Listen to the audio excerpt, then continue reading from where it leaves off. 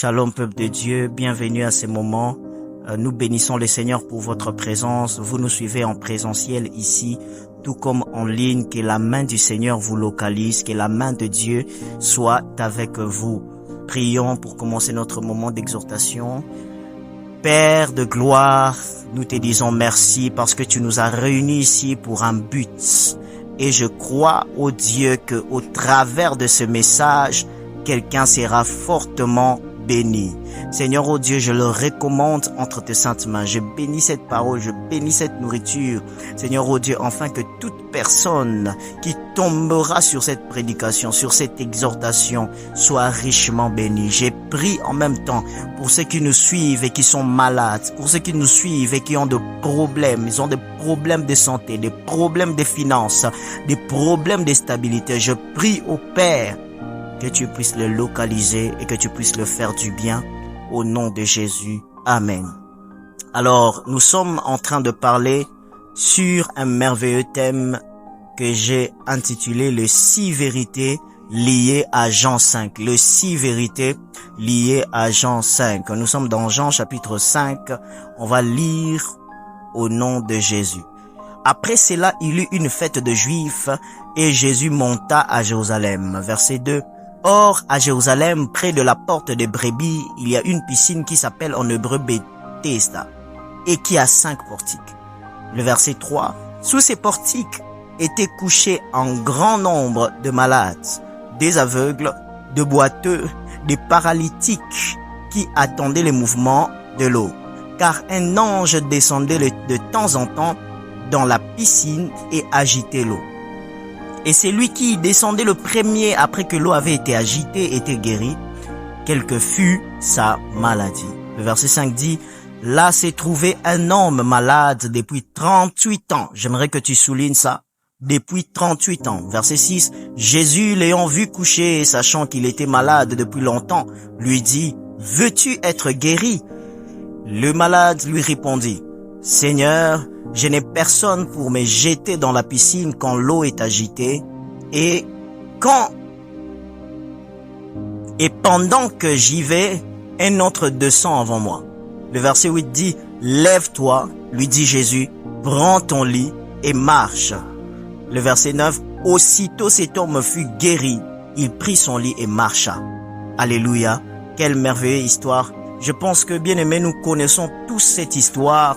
Nous connaissons tous, nous avons quelque part déjà entendu parler de cette histoire, mais je crois que les révélations autour de la parole de Dieu ne sont pas limitées et le Seigneur nous fera encore énormément du bien. Alléluia.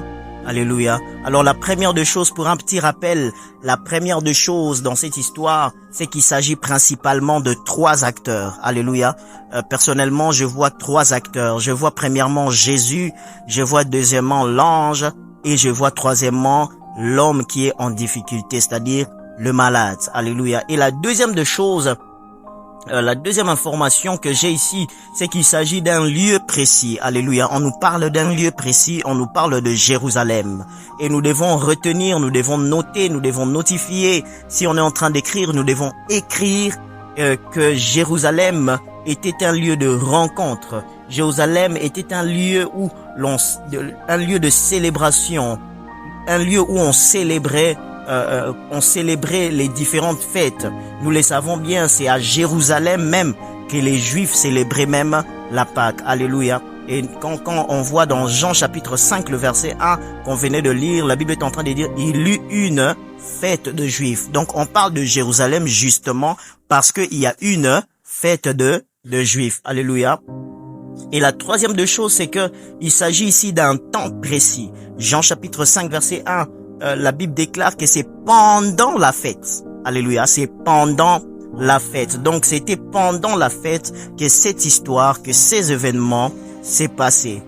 Alléluia, c'était pendant la fête. Il était important qu'on puisse mettre nos bases pour aller un peu plus loin. Et donc je vais nous donner 6 vérités liées à cette histoire. Alors peut-être qu'on donnera peut-être 1 ou 2 ou 3.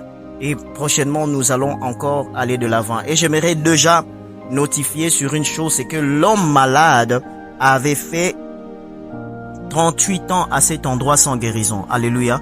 38 ans sans guérison. En termes de mois, c'est 456 mois. Alléluia. En termes de jours, c'est 13 870 jours. Alléluia. Donc, je n'aurai même pas le temps de parler de ce nombre de 13 870 jours, parce que c'est un nombre aussi prophétique. Vous le savez bien que quand on parle de 13 870, le 870 de la fin, c'est trois chiffres. Alléluia, c'est trois chiffres et c'est là expose la Trinité.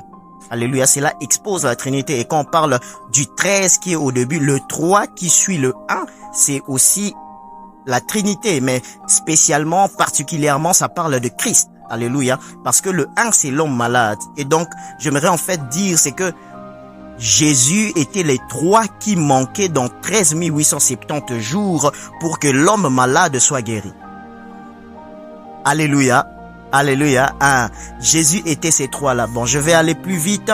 La toute première vérité que j'aimerais nous donner concernant ces versets, c'est que Jésus ramène la pendule à l'heure. Alléluia. Jean chapitre 5, le verset 1, il eut une fête de Juifs. Bien-aimés, pendant qu'il y avait fête à Jérusalem, à la même Jérusalem, il y avait un homme en deuil, en douleur. Pendant que certains dansaient, chantaient, il y avait un homme qui était malade depuis 38 ans. Malade depuis 38 ans. Pendant que certains dansaient et chantaient, l'homme de 38 ans de maladie, lui, il pleurait et il sombrait. Alléluia. Et bien aimé, Jérusalem était en fête, mais cet homme qui était à Jérusalem ne faisait pas partie des invités. Les Juifs pouvaient mettre la musique très forte. Tout ce qui intéressait l'homme malade, c'est est-ce que l'ange est descendu? Est-ce que l'eau a été agitée? Alléluia. Jusqu'à ce que Jésus vienne ramener l'homme de 38 ans de maladie à la bonne atmosphère, à l'atmosphère générale, à l'atmosphère liée à l'endroit où il était. Alléluia. Frères et sœurs, ce n'est pas normal que quand les autres témoignent, quand les autres célèbrent, quand les autres dansent, toi tu es toujours dans le pleur et dans le désespoir.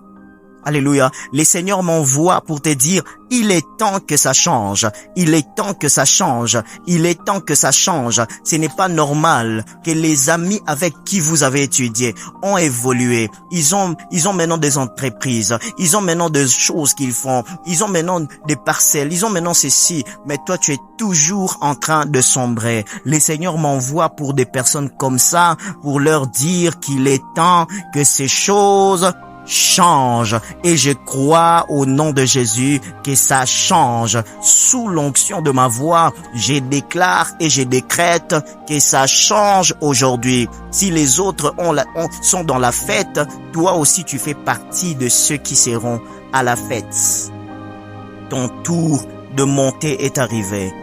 Oh, ton tour de monter est arrivé, ton tour de témoigner est arrivé. La Bible est en train de déclarer, la Bible est en train de dire dans Ésaïe, le chapitre 8, le verset 23, « Mais les ténèbres ne régneront point toujours. » Alléluia. Les ténèbres, bien-aimés, il est temps que les ténèbres cessent de régner dans ta vie.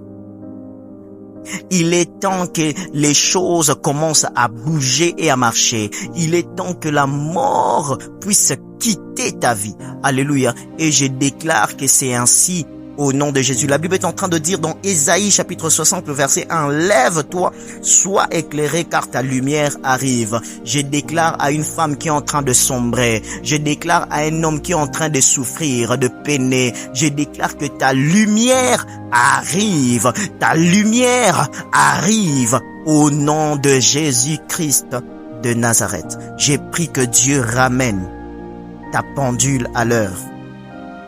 J'ai pris que Dieu ramène. Bien-aimé, ce n'est pas normal. Ce n'est pas normal que les autres soient dans la joie et que toi tu continues d'être dans le pleur.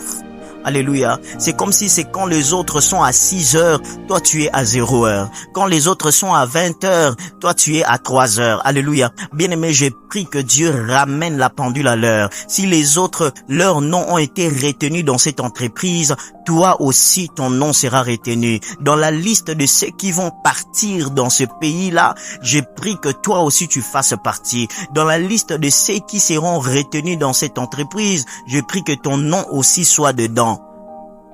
Au nom de Jésus. Est-ce que tu peux me donner un bon amen au nom de Jésus? La deuxième vérité liée à cette histoire, moi je l'appelle la loi et la grâce. Alléluia, la loi et la grâce. Bien-aimé, dans Jean chapitre 5, on est face à une loi pour être guéri. On est aussi face à un mécanisme, un effort personnel. Jean chapitre 5, le verset 4, car un ange descendait de temps en temps dans la piscine et agitait l'eau. Et le premier qui descendait dans l'eau après qu'elle avait été agitée était guéri. Mais bien aimé, cette loi est déséquilibrée. Pourquoi? Je nous donne 4 raisons pour lesquelles cette loi est déséquilibrée. 1. Pourquoi se mettre à agiter l'eau au lieu d'aller directement vers la personne malade? Pourquoi se mettre à agiter l'eau au lieu d'aller directement vers ceux qui sont malades? Alléluia. Deuxième de choses, pourquoi seul le premier avait le droit d'être guéri? Alléluia. C'est quand même un ange qui est descendu. Un ange vient directement de la présence de Dieu. Alléluia. Comment est-ce normal que ça soit seulement le premier qui touche l'eau qui va être guéri et pas les autres? Troisième de choses, qu'en est-il de ceux qui n'avaient personne pour les jeter dans l'eau? Parce qu'on dit que c'est le cas de cet homme de 38 ans. Il n'avait personne pour le jeter dans l'eau. Et conséquence, il a passé 38 ans là où s'est trouvée exactement la solution. Alléluia.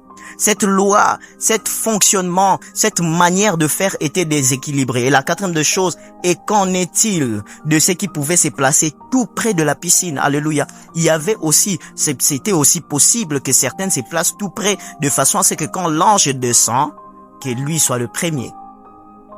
Alléluia. Bien-aimés, nous voyons combien cette loi était déséquilibrée.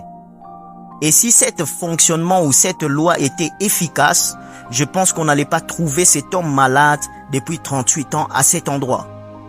Si on l'a trouvé là, c'est justement parce que la loi et le fonctionnement de l'ange étaient déséquilibrés. Alléluia.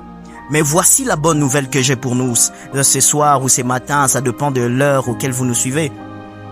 Si l'ange fonctionne dans la méritocratie, si l'ange fonctionne dans la loi, dans des mécanismes, Jésus fonctionne dans la grâce. Alléluia. L'ange venait pour les qualifier, c'est-à-dire pour ceux qui avaient des gens qui peuvent les jeter dans l'eau. L'ange venait pour ceux qui étaient qualifiés c'est-à-dire ceux qui remplissaient les critères. Mais ce que j'aime, c'est que Jésus venait pour ceux qui n'ont personne. L'ange venait pour ceux qui ont les gens qui peuvent les jeter dans l'eau. Mais Jésus, lui, il venait pour ceux qui n'ont personne. J'aimerais m'adresser à une personne qui m'entend et qui n'a personne. J'aimerais lui dire qu'il y a un Jésus qui est la personne de ceux qui n'ont personne. Ah, alléluia. Notre Jésus est justement la personne de ceux qui n'ont personne. Oh, tu n'as pas de connexion pour arriver à ces niveaux-là. Tu n'as pas de connexion pour atteindre cette entreprise. Tu n'as pas de connexion pour faire telle chose. J'ai une bonne nouvelle pour nous. J'ai une bonne nouvelle pour toi qui nous suis ce matin, ce soir. J'ai une bonne nouvelle pour cette personne qui est malade, qui est sur le lit d'hôpital. C'est qu'il y a un Jésus qui est la personne de ceux qui n'ont personne. Notre Jésus est la personne de ceux qui n'ont personne. Si ça ne dépendait que de la loi, cet homme n'allait pas être sauvé. Alléluia. Alléluia. Si ça ne dépendait que de la loi, cet homme de malade depuis 38 ans n'allait pas être sauvé. Mais Jésus est venu avec la grâce. Là où les autres condamnaient, là où l'ange disqualifié, Jésus a qualifié. Là où l'ange disqualifié, Jésus a qualifié. Oh bien-aimé, Jésus te qualifie ce matin. Si la loi des hommes te disqualifie, ils disent que tu ne peux pas monter parce que tu n'as pas pas fait de longues études. Ils disent que tu ne peux pas monter parce que tu ne sais pas bien parler français. Ils disent que tu ne peux pas monter parce que tu n'as pas étudié l'anglais. Ils disent que tu ne peux pas monter parce que tes parents n'ont pas de renommée. Mais ce que j'aime, c'est que Jésus te qualifie. Voilà pourquoi David n'avait pas besoin que son père soit roi pour que lui puisse hériter de la royauté de son père. David ne faisait que s'occuper de brebis dans la forêt, mais la royauté de Jésus l'a suivi dans la forêt.